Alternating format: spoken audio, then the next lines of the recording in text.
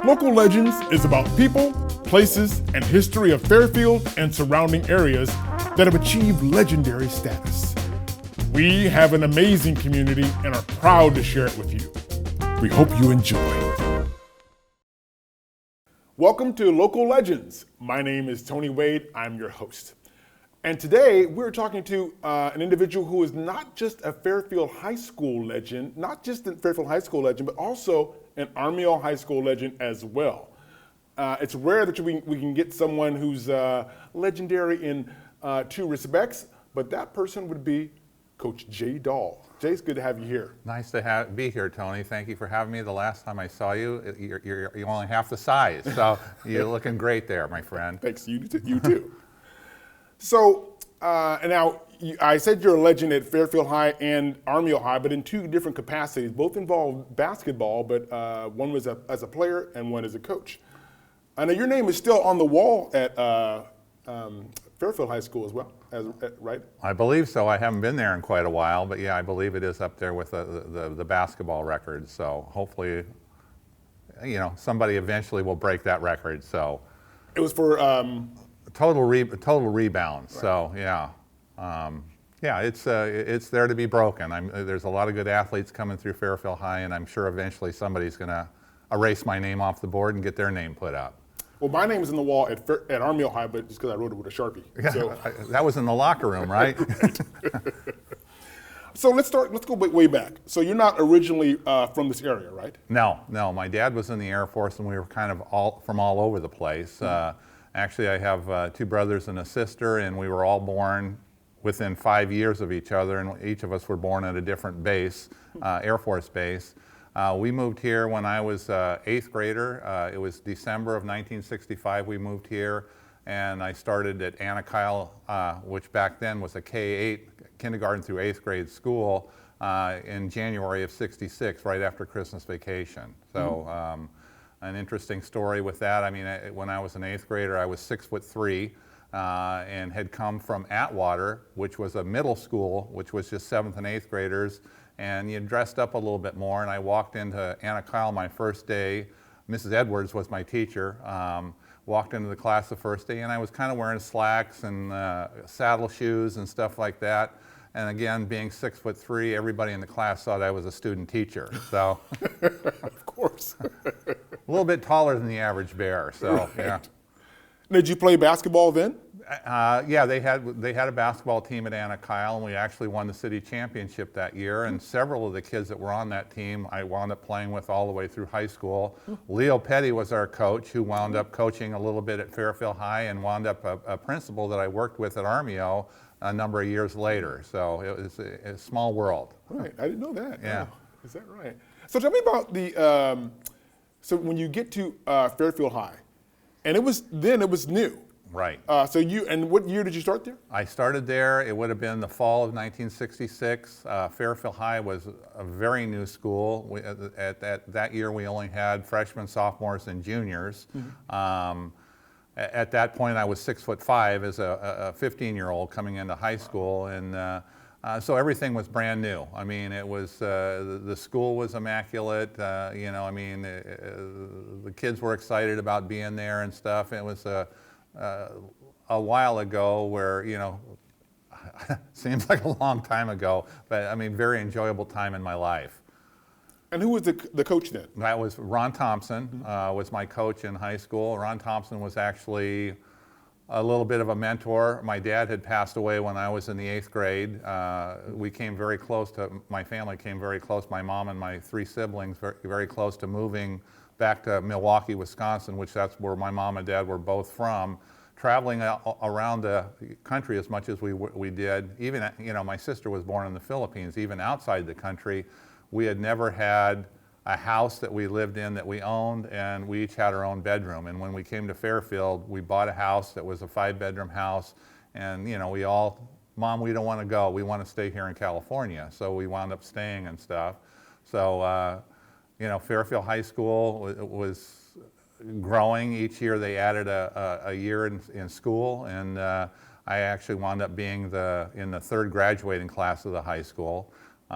Played basketball for 4 years for Coach Thompson, who kind of took me under his wing as not having a father and stuff like that. And I have to tell you, Tony, that Ron Thompson was a huge part of my life. I mean, I wanted to be like Ron Thompson all the way through, and it's really kind of interesting how much our lives mirrored each other. He wound up, we were both drivers training teachers. We both were the announcers at the football games. We both wound up coaching basketball, and some of my favorite times were coaching against Ron Thompson when I eventually wound up coaching at Armijo. So yeah, he was a mentor to me, and he passed away recently, and I was able to speak at his funeral, and it's amazing how many people he touched, being a coach and a mentor to these student athletes. So he was a wonderful guy. Yeah, absolutely. A lot of fun, and I found out later on, after he had passed away, that he was a big Rolling Stones fan, which totally shocked me. Is that right? Yeah. I remember going back and looking at when Fairfield and Armijo's rivalry really started. And in football, I know they didn't have seniors, and so the first game was just like a blowout. Yeah. And they didn't get their footing in football for some time, but in basketball, it was kind of a different story, wasn't it? Well, basketball, honestly, my freshman year playing, I wound up playing varsity because I might have been the biggest kid in the school at 6'5". I mean, there were some really good athletes at Armijo, and we got beat pretty badly the first time we played, and the second time we played, we'd lost in overtime. But you're talking some very good athletes there, the Sullivan brothers and the Lambrick brothers, and there's just a lot of good athletes. Each year we played, we got a little bit better and a little bit better, and then it got to be a point where it was a huge rivalry game, and every time you played each other, you had the end bleachers that had to be pulled out. At Fairfield High, they had to open up the double doors and stuff like that, and it was almost like a college type atmosphere. It was a lot of fun. So yeah, those things were huge back in the day. That was a huge thing. For the city was smaller, obviously. Right. So it was more of a community thing. Absolutely. Yeah. I mean, and this is kind of going off the track here a little bit, but one of the things that affected the Armijo-Fairfield rivalry as I became, a teacher at Armijo and an athletic director, is when Fairfield and Armijo split to different leagues. Fairfield went to the SCAC and Armijo was in the MEL, and it kind of lost its luster because the Armijo-Fairfield football game was the last game of the year, and no matter how bad or how good either school was, if you beat your rival at the end of the year, that's a great way to go out. And it was the same way with basketball. Then all of a sudden we're in different leagues, and the Armijo-Fairfield football game is now game 5 instead of game 10.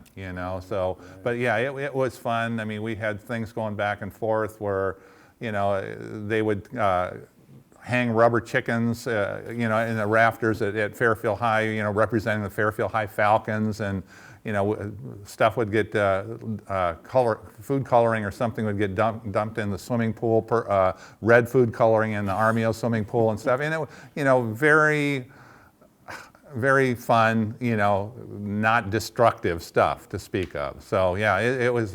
We loved those games. I loved them when I was coaching. It was just a very big deal to be in front of a crowd like that, and I know the kids were excited, and having an opportunity to coach against Ron, who was such a big part of my life, was really an incredible experience.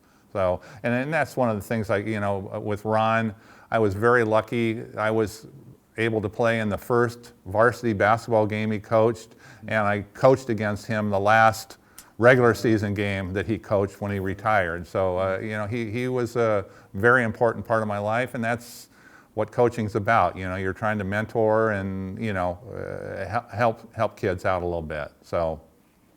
Right, and you guys won the championship. Our junior year, we won the championship, and our senior year, we won the championship. And Ron that was back when we were in the Delta League, and that was a very, very big deal. I can remember my junior year when we won the championship at Vacaville High School, both the JV and varsity teams, and the parents, we got on the bus and went to Pietro's, which back then, everybody in this area is familiar with Pietro's. Back then was an Italian restaurant, and the family also owned the shoe store next door. And so the bus pulled up and the parents all bought pizza and stuff for us.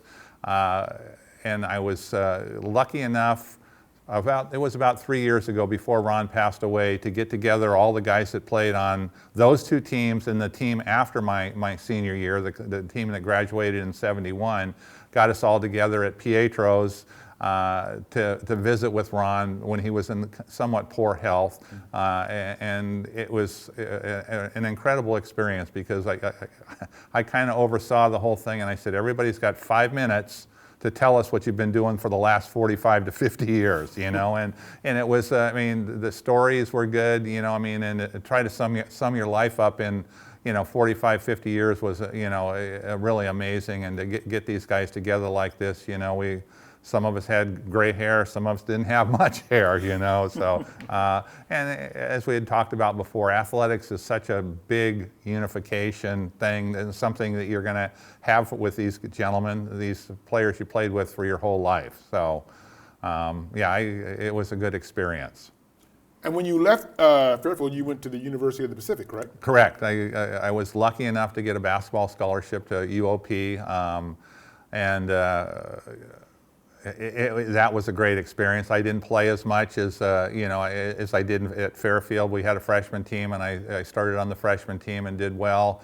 But the varsity, it was a whole different thing. You know, I mean, it didn't take me long, Tony, when I got to UOP to realize at Fairfield High I was a big fish in a small pond. You know, everybody there was a big fish that had come from different ponds and stuff like that. And you know, we had a very good team back then. My sophomore year when I played varsity, we were ranked in the top 25 in the nation. And John Gianelli, who was the gentleman that I was backing up, played for the New York Knicks the year they won the championship with Willis Reed and Walt Frazier and that crew. And you know, we had some good players. Dick Edwards was the coach back then, and Dick Edwards, after our sophomore year, which is when Gianelli left, he moved to Cal and became the head coach at Cal. And I played the last 2 years for Stan Morrison. And you know, I didn't play as much as I would have liked to, but I would not have changed the whole experience because the friends I made at the school, which we still get together about every 3 months to have a lunch in Stockton and stuff. And it was just a great experience. It was a great school, and it prepared me for coaching when I got to high school. And I think it was a good experience for me to be a player all the time at Fairfield High and not play too much when I was at UOP, because it made me appreciate the kids on the team more that don't get to play, and made me want to make them feel like more a part of a team, where sometimes, you know, they get swallowed up, and where the gentlemen that are playing get all the, you know, walking around school, that's who everybody remembers and stuff like that, and they're all a big part of the team and just as important as the starters, you know. So that was a great learning experience for me.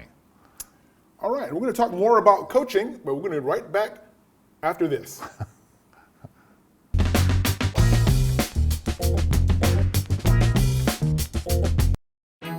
Within these walls, decisions are made that shape your future. Have something to say? Come to a meeting and be heard. Work with your city council every first and third Tuesday. Can't make it? Stream the meeting online or watch it on Comcast Channel 26.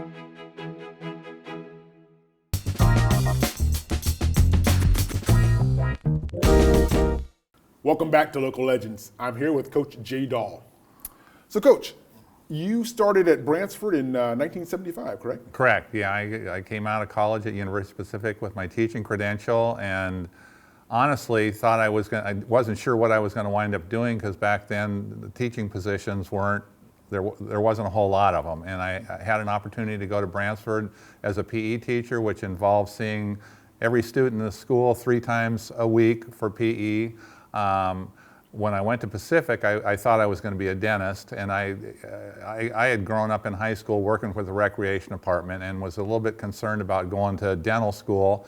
not knowing if that's what I wanted to do when I got done. And I knew I enjoyed working with kids, and so I decided I would be a PE teacher, PE major when I was at Pacific. And so I came into Bransford and teaching PE to every student in the school, and I got hooked up with Leo Giovanetti, who was the varsity coach at Armijo, who had taken over for a long-time legend Ed Hopkins, you know, and this was Leo's first year. Leo and I had actually met working T-ball during the summer with Gary Keeter, who was the baseball coach at Armijo also.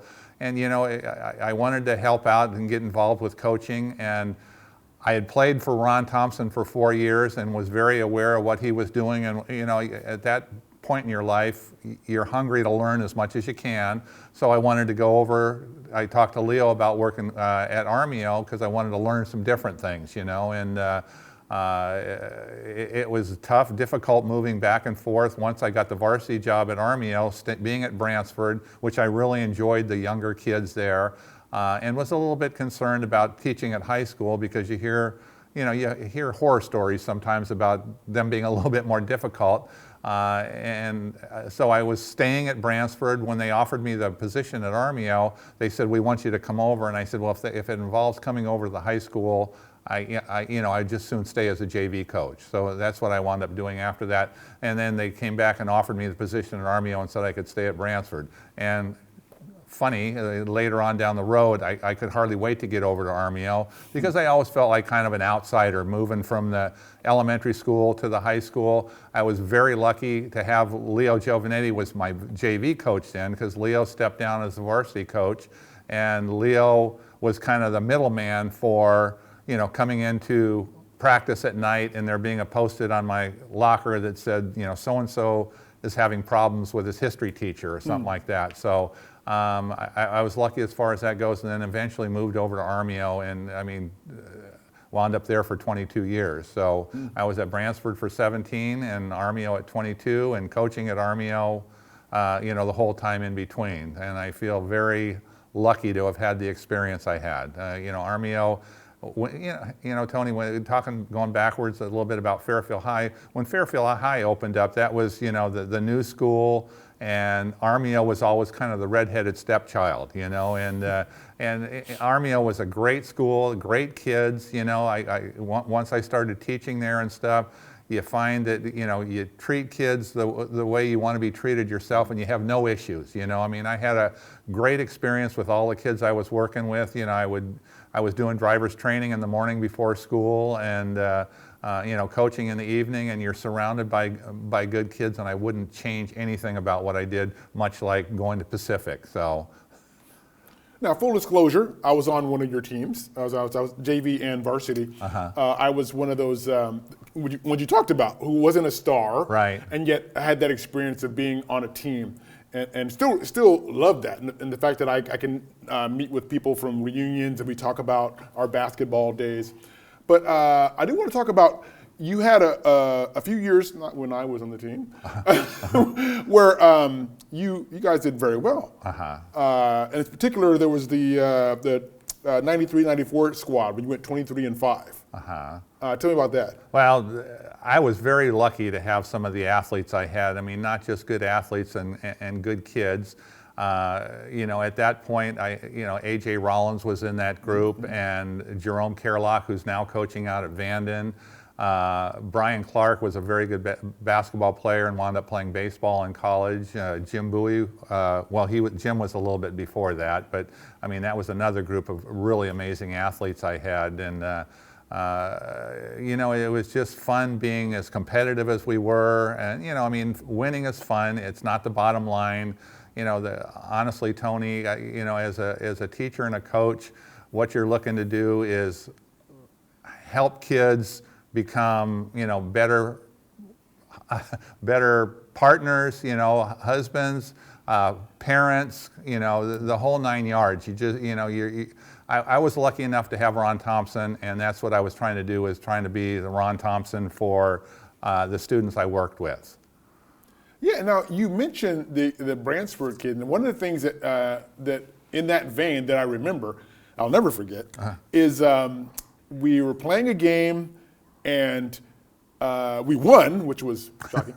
So we win the game, and then afterwards we come out of the locker room, and there's a bunch of Bransford kids there who you brought to the game, and they want our autographs. And I remember this was the first time I ever signed an autograph, and we were signing it like, Chocolate Thunder, and, Sky Jam, and none of us could dunk. Yeah. But it was a fun thing, and that's the kind of thing you're talking about. It isn't just about the winning and losing. Right. I was trying to expose kids to high school athletics a little bit. These were kids that played on the basketball team at Bransford, where I was doing double duty with the boys and girls teams at Bransford, and I wanted to expose them to older kids, and so that they hopefully get the fire lit underneath them, where they participate in sports later on, and it really helped. A lot of these kids came through Armijo, even when I was still at Bransford, that played sports at Armijo, and being involved with athletics was such a huge part of my life, and helped form the person I was then, the person I am today. And that's what I was trying to do with these kids. I know it teaches you discipline, commitment, all those old school things that you don't get exposed to in other avenues. So I still do have a recurring nightmare where we're screwing around in practice, and then you blow the whistle, and then sit everybody on the baseline. Yeah. And we had run lines. Well, I still have that recurring nightmare. Yeah, I did that for 27 to 30 years. That was always the thing.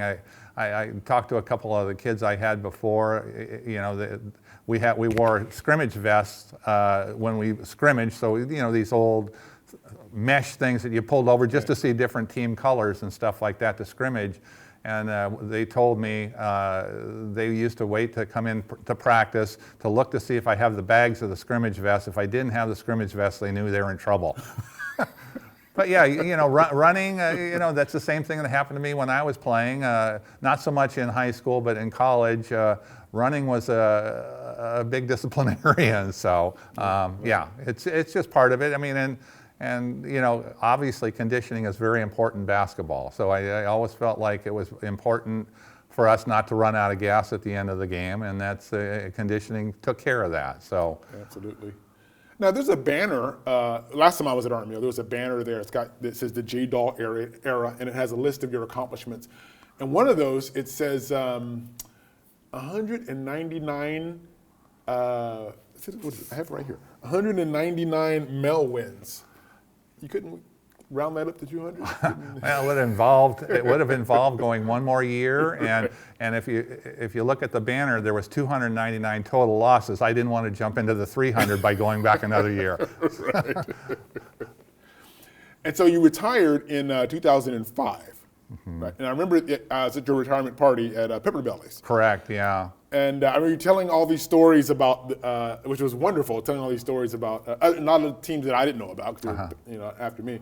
But one of the things you did, which was really awesome, is you had the jerseys for the players, and that was a really cool thing, because it's your retirement party, right. And yet you're the one who brings gifts for us of our old jerseys. That was a real touching thing. I was very lucky to still have those. My wife kept saying, "What are we going to do with these things out in this container in the garage?" And I said, I don't know. And it just came to me, when I saw who was coming to the banquet, that this would be a great way to get rid of some of these jerseys and make someone's, make someone happy. I specifically remember you getting your jersey and holding it up, and you were a tad bit heavier then than you were now, and holding up your jersey, and it looked like a bib, That's right.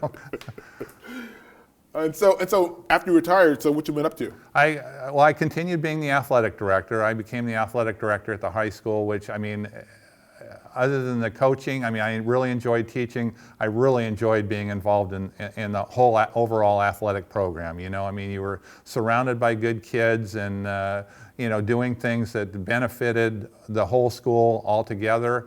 So I continued with the athletic director position until the school district dropped it for financial reasons, and they had an administrator take over athletics, and I still kind of helped on the side. I was involved with scheduling.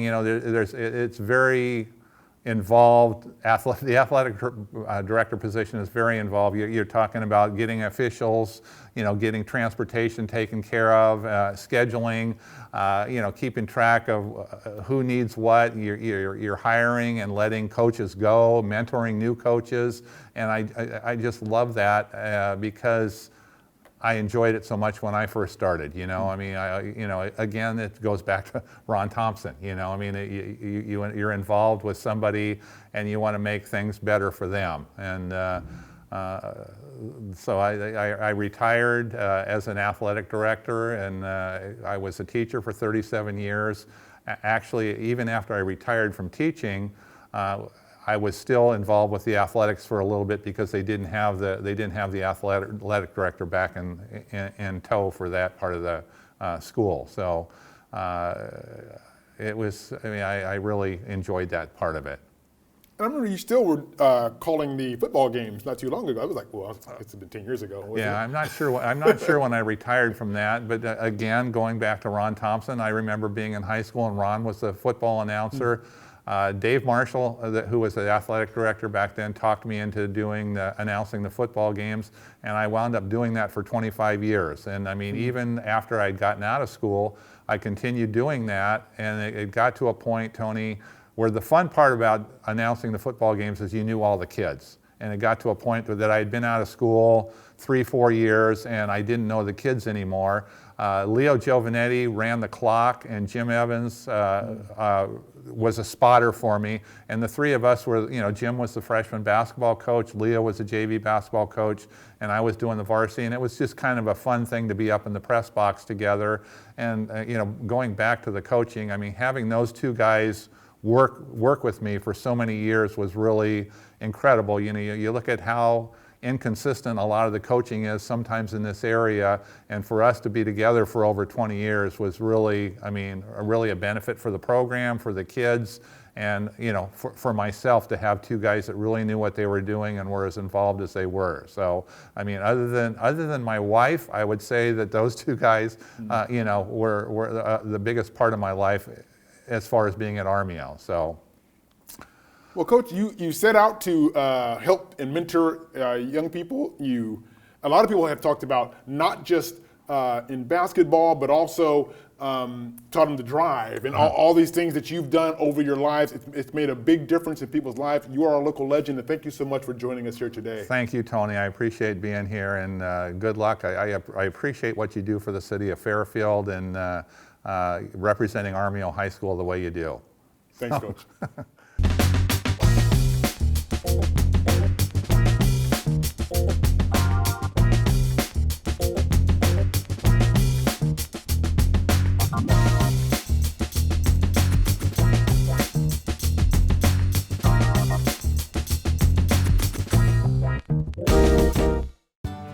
To view more programs like this, follow the City of Fairfield on YouTube, Twitter, Instagram, and Facebook.